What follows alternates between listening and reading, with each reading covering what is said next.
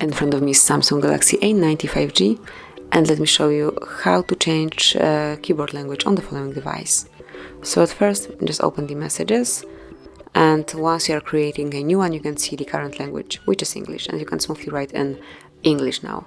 And if you want to change it, tap on the settings icon, go to languages and types, click on manage input languages, and you can pick whichever language you only want. Let me download, for example, this one. Now we can remove English, so let's go back, tap on more icon, mark remove, delete English, and from now on, as you can see, the keyboard language is in this brand new language, and you can smoothly write right now like this.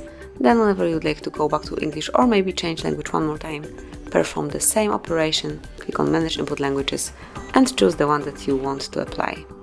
Download it, unmark the unnecessary language, and that's it. As you can see, here it is. So that would be all. This is it. Thank you for watching. Please subscribe our channel and leave the thumbs up.